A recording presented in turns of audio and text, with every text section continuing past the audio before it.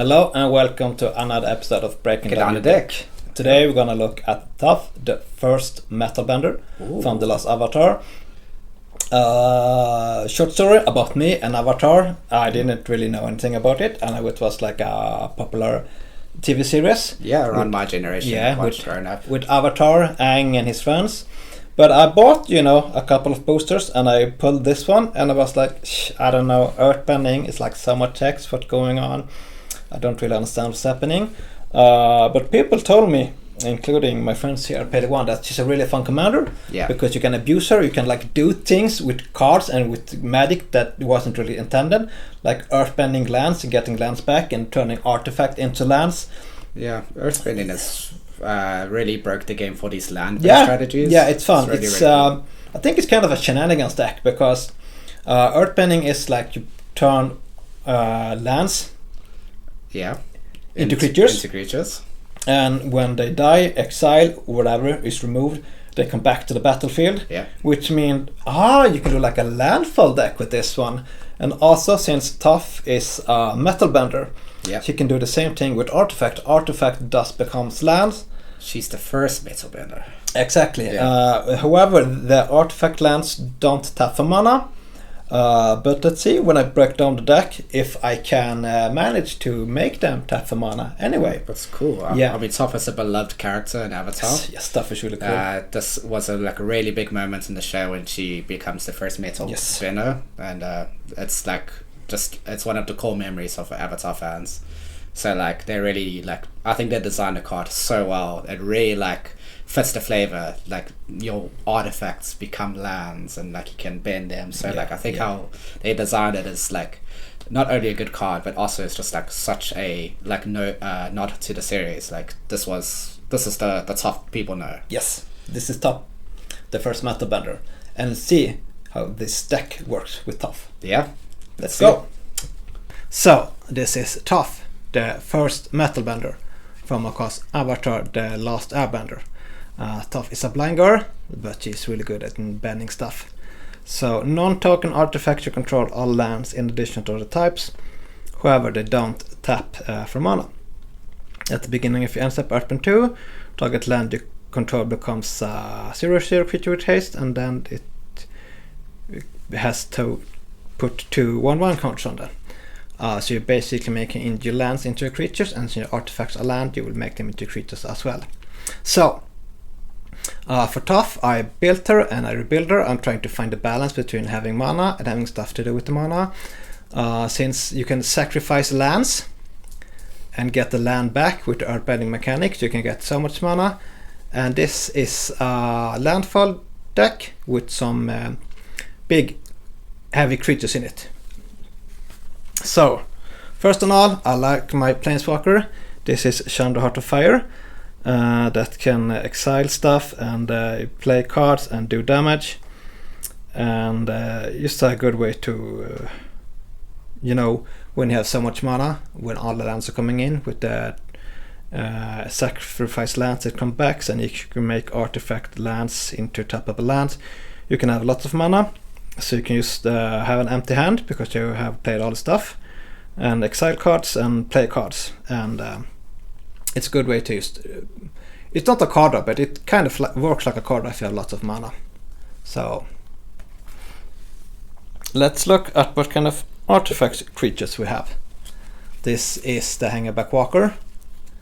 If you have lots of mana, you can just put counters on it, and then it's a card draw on death. Verdurous Gearhulk. It's a trample, and you can put counters on creatures. Triplicate Titan, a new card I put in. It's kind of expensive, but you usually have mana, and since it's colorless, you can just go all ahead. Flying Wilderness Trample. When it dies, you can have golems, and they have vigilance, and they have trample as well. So you start with a 9/9, and when it dies, you have golems instead. So it's a good way to have blockers, even if they die. Sad Robot, you know this one. Clockwork Frogs. When it leaves the battlefield, you draw 2 cards, then each opponent draw a card. And you can make this into a land, and then you can attack with the land, or you sacrifice it, or you just have it dead or whatever, and it comes back, and then you can do it again, so you can just like spin this and do it over and over again. Hexavos, it comes in with 6+1 counters. You can remove counters to give other creatures flying, and you can remove counters from other creatures and put down Hexavos. So you can move counters back and forth with your land creatures basically, and give stuff flying. Pyreward Gearhulk, Vigilance Menace, and when it enters, creatures you can control get +2 to Vigilance and Menace, and damage can't be prevented this turn. So this is a good way to smack in some damage. So that's the artifact creatures. Of course we're gonna have some normal creatures as well. This is a really fun card from Edge of Eternity's Radkos. Artifacts you control are food, and you can sacrifice that artifact to gain 3 life, or you can deal damage to your opponent. And if you have an artifact as land that are earthbound and can come back, you just go ahead and sacrifice it. It just comes back, it just bounces back. Zetala, Primal Dawn, flying, double strike, vigilance, trample, indestructible. Just if you have all that mana, just got to get it up in the air, double striking, just hit and smack, and since it's indestructible, it's a really good blocker. Shriekwood Devour, it's a 3/4 with trample. Look at this artwork, really good looking, right? Whenever you attack with one or more creatures, untap X lands where X is the greatest powers among those creatures. So turn your lands into land creatures, use the mana, attack, and just untap the land and have the mana ready again. Kind of a nice tweak for a deck that works this way. Earth Kingdom General, this is Earthbend again, Earthbend 2. Whenever you put 1+1 counters on a creature, you may gain that much life. Do this only once each turn, but just a good way to sneak in some life gain. Hamza, Guardian of Arashin. This spell costs 1 colorless less for each creature control with a 1/1 counter on it. Creatures you control cost 1 less to cost for each creature control with a 1/1 counter on it. So get Toph out, start airbending your lands, put counters on them, and you can basically pay this for like 1 green and 1 white, and just do that with lots of creatures. So this is a really good card to have in Toph with the lands who has counters on them, or like any kind of creatures who has counters on them. Tanuk, Landfall trigger, deal damage if the second time you draw a card, and since your artifact counts as land, you can get this out quite easily. Omnat, Locust of Rage, Landfall, you get a 5/5 elemental creature, and whenever Lomat or another elemental you control dies, it deals 3 damage to any target. It's a bit expensive, it's 3 colorless, 2 red, 2 green, but if you play with Hamza, it can become much cheaper, and a 5/5 for each land, which means that just playing a land and an artifact, this will give you like 2 5/5 creatures. And of course in a landfall deck you want to have stuff that you can do more than 1 land a turn. Mossman Hydra, enters the creature, 1/1 counter, and landfall you just double it, so you can double. Geo Enchanter, Plant Druid, land you control and lands you own that aren't on the battlefield are deserts. Okay, what this do, land you control have tap it, 1 mana of any color. So that's really good, because you have lands that are not tappable for mana. This, however, makes them tappable for mana. You can also mill card, and you know, that's not really why you should play this in this deck. Feylat, Wall Sculptor. When it enters, you create a green plant token for each basic land you control. Whenever land you control, you put 4+1 contents of target plant you control. So put some plants into this deck. Let's see if we can find any more plants. But like this one, there you have a plant. So you just get those counters on. And this also makes, you know, Hamza's trigger much better, because you get 4 counters on a target. Landfall trigger, create the 4/4 beast.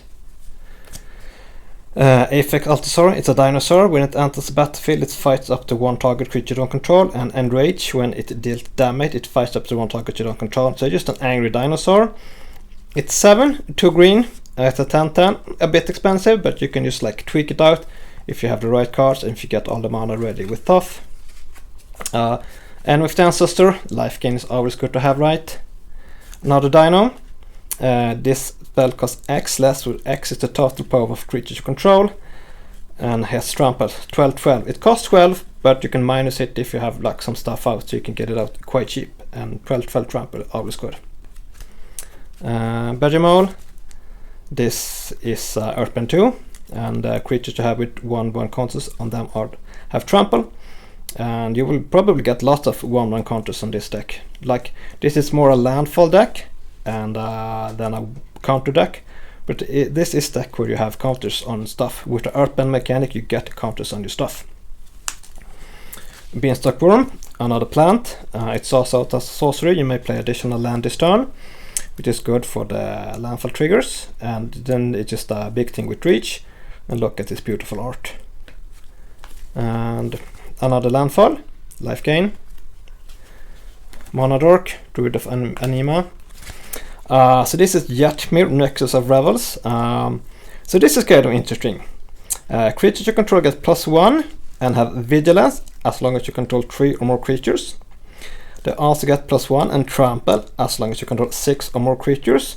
And they also get another +1 double strike as long as you control 9 or more creatures. And the thing is that your lands, if Toph is out, will become creatures. Like every turn, at every end step you have Toph out, you can make a land into a creature. So you can just add that base up on many creatures you have with your lands as well. Order of the game, Hydra. At the beginning of your end step, you put a 1/1 counter on this, and whenever another non-target creature control enters, it endures X. Where there is the number of creatures, you can put more and more counters on this. Titiana, Protect of Argot. So when she enters the battlefield, return target land card from your graveyard to the battlefield. That's not really important. What is important is whenever a land you control is put into the graveyard from the battlefield, you control a 5/3 elemental creature token. So, Toph, Earthbend a land, attack with the land, sacrifice the land, make the land die somehow. It dies, but it comes back since it's Earthbend, and so you get both the land back, and you get the 5/3 creature. And then we have Anger, but in green, Brawn. Trample, and as long as Brawn is in the graveyard and control a forest, creature you control have trample. So depending on how you build this deck, you can have Brawn or you can have Anger or both of them. It's the same effect, but I think that for this deck is a little bit more green in it. So let's look at the enchantments we have. Since Toph is just a 3/3, I like to play Almost Perfect.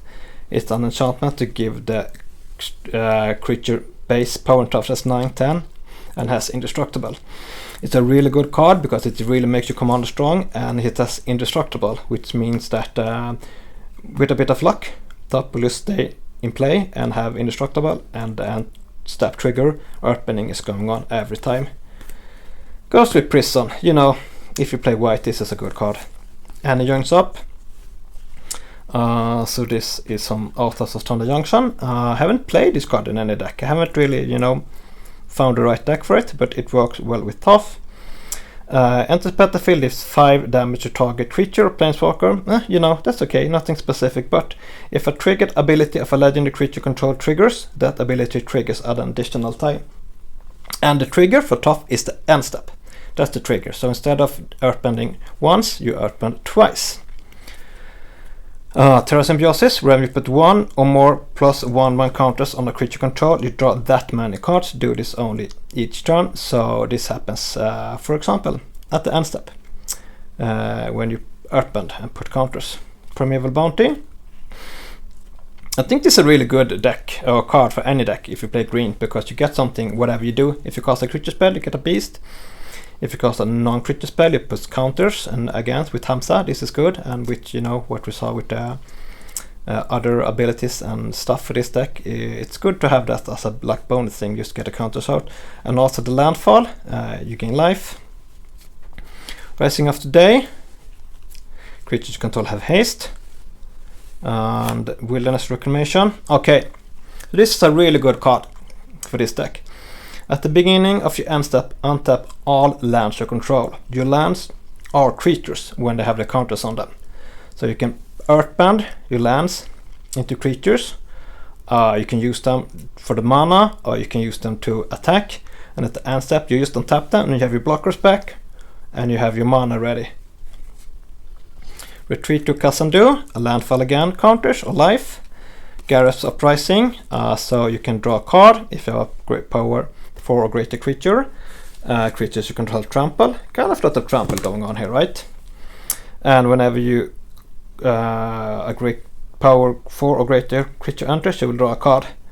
So what I noticed with this deck is that you usually have lots of mana. Because you can turn artifacts into lands with the right card. You can tap those artifacts for mana. You can play additional lands and just, sacrifice lands and get that land back. So you have so much mana. So it's good to have card draw, some card draw in this deck. What I tried to do with this deck is find the right balance with the mana and things you can do for the mana.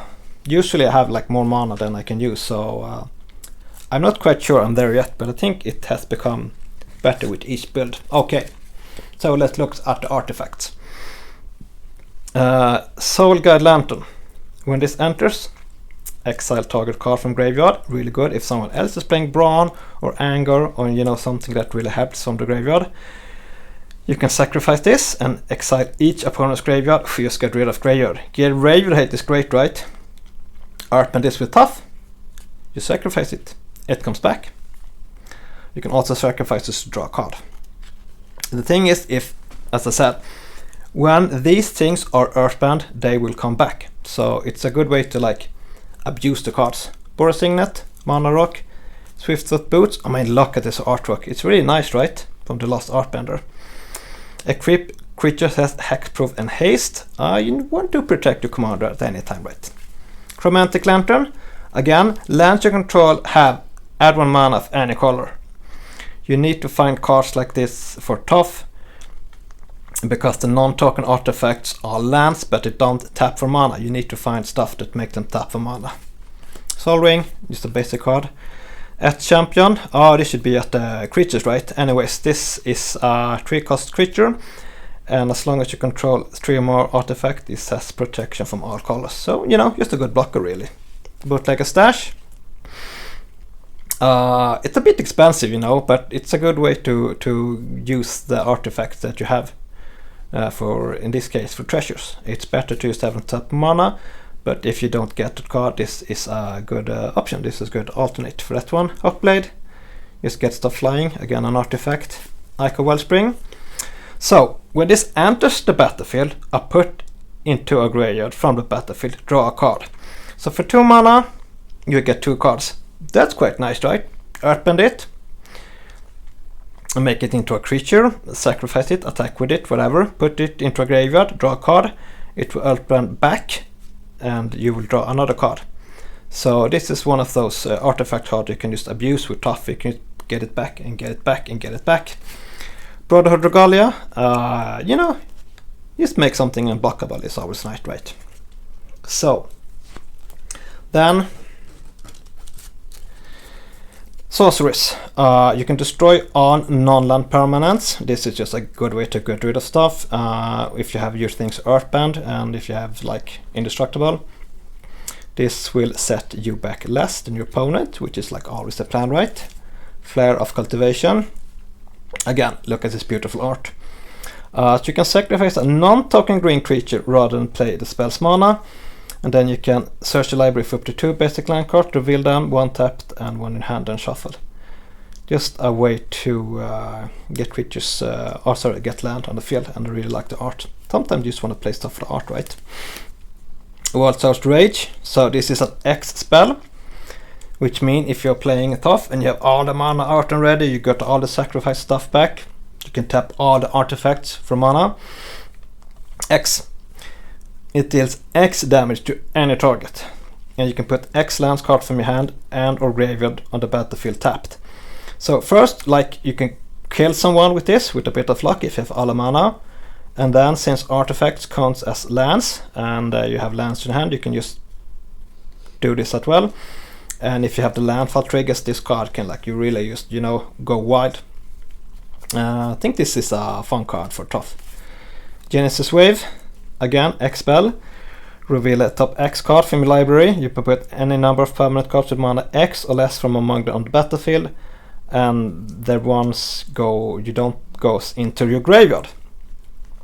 So make sure that X is a big number, so you don't put stuff in your graveyard, because this isn't really a graveyard deck more than getting, you know, Earthbending lands and stuff back. But you can do that with this one. Traverse the Outlands.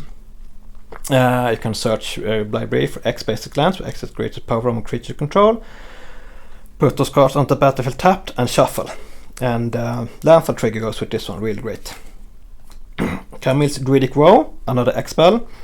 X cards. Land a legendary with commander cost X or less from what you're looking for onto the graveyard.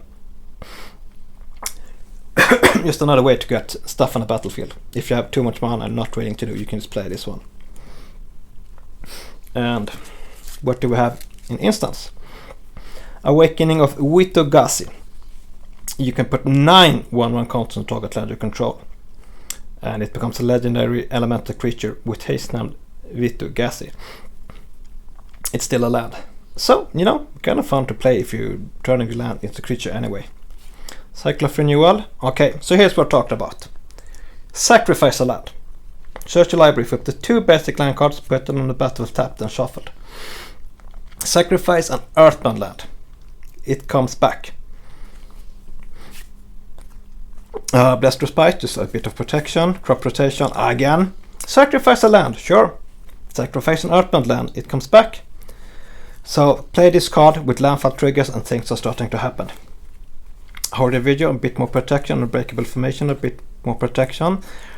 Return to the Wild Speaker. Draw a card equal to the greatest power among non-human or non-human. You get 3/3 until end of turn. Just a good way to get some cards into your hand. Lands. Okay. This is a secret tunnel. This land can't be blocked. I mean, at what time is it important that a land can be blocked? With Toph is really important. This will become an unblockable creature when you start Earthbending. Earthbending is really nice. Young Shrine, used for the colors. Radiant Grove, used for the colors. Evolving Wilds. Before you sacrifice this, as you do, Earthbend it, sacrifice it, and it will come back. Dog's Passage, just the same. Elegant Parlor. Just, you know, mana. Land that has vigilance. At what point in a game is this important? Why do land needs a vigilance? Because you play it with Toph. Make this into a land creature. So with the card I showed you earlier, you can have a 9/9 unblockable creature, or you can have a 9/9 vigilance creatures, and then you can just, with the Earthbending, put more stuff on them. Again, sacrifice a land, Earthbend it, it will come back. These are just like lands. Sacrifice, oh, go ahead, sacrifice it, Earthbend it, it will come back. And just, you know, same again, and same again. So these are lands that you can sacrifice for effects, and with the Earthbend ability you get the land back that you sacrificed as well as the ability. So I think this is a rather fun deck to play, because you can do shenanigans. I like to do stuff with a deck or with card that wasn't really intended for them to, like the artifact becomes a land, and you can just tap them away, and you can just sack your lands, and they come back anyway. So this is one of the bending ability from the Last Airbender. Firebending, Earthbending, Waterbending, Airbending. From what I've seen, I think that Earthbending is the funniest one. And of course we have some basic lands as well. That's not really something we have to go through, but I just want to show you like how cute this land card is from Avatar. There's like Toph and her friends flying up in the air, and the same with this one. I think it's really nice with you know, when you have this land cards from sets that are really themed to the set. And yeah, that's Toph, the Last Airbender. I hope you enjoyed this breaking down the tech, and I hope you enjoyed watching how I built it, and let's see what you think about Toph. Thank you. Damn, Yeah, David. so that's tough. Sacrificing lands, but not really. Artifacts are lands that doesn't tap for mana, but not really. So I like what you did by fixing that they can tap for mana. I so think that's important. this is a Shenanigans deck. I think it's quite fun. And as I said in the video, this is a deck that you want to build a version, try to see how it plays out, then maybe change a little bit, because usually you have more mana than you can use, because you get lands back and you sacrifice land and you get all the triggers, and it's fun to have like the balance between having all the lands entering, doing thing with landfall triggers, but also being able to use the mana that the lands produce to creatures and stuff. I think Toph is also just a really good commander to like utilize, I would say, like toys in Magic. Exactly. Like all these artifacts that sort of like did stuff when they came in, and they're like, but when they do their thing, they leave the battlefield. They exile. It's like, oh no, it's Toph. Exactly. Some of the artifacts that show you when it enters and when it leaves. This can enter and leave again. This is a deck that, like, I think throughout your Magic, like hobby, like throughout the years, you'll always find new stuff for. Like, yes. This deck. This is David just showed his deck, but I can imagine in 2 years this is a completely different deck with the amounts of cards. Exactly, because the cards that when you have counters on them, this happens. This is a deck when you have like landfall triggers. This happens to it's a fun deck. There's like always a new landfall deck, or always a new like landfall card that's coming out that's really good. But I think this is maybe not the strongest and the meanest deck, but it's a fun deck. I like the idea that it does things. It does the thing with cards that's like that's weren't supposed to do from the original idea. Like, no, this is like an artifact land that can attack you and like bounce back and do all kind of great stuff. Super cool. I really like Jet Mia, sort of like a game finisher there. Yes. That's one of my favorite cards, Jet Mia. Jet Mia is really good in this deck because it can't your creatures. But suddenly all your lands are creatures as well, unless you like sacrifice them and stuff. But it's a fun deck. It's really cool. Well, good job. It was really fun to watch. Thank you. Yeah, and thank you so much for watching. We'll hope to see you in the next one. Maybe a gameplay, maybe a deck tech. But stick with us and you'll see what happens. See you soon. See you soon.